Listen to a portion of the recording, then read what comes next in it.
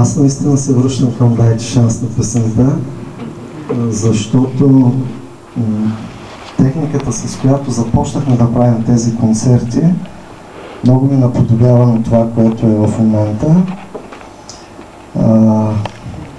Паричките всъщност, с тези парички, които вие сте отделили, е закупен един Power Mixer 8-канален, който за вашите нужди в момента е предостатъчен.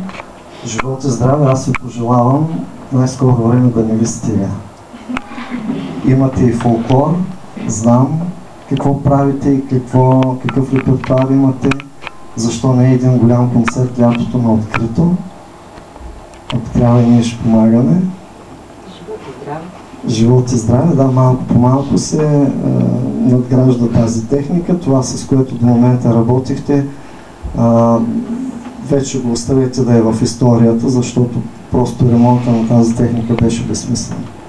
От тук нататък имате си нещо ново, както се казва, честито да ви. Да, има и радиомикрофон също с тази техника. Така че вие вече имате 4 радиомикрофона, които ще може да ги ползвате и за така по-сериозен репертуар. Не, че сега е този несериозен, но да има така и по-добри изпълнения като групи. Джани, какво пеем сега? Приятели. Приятели? Да. Ама те не чуха. А ти имаш микрофон. Приятели.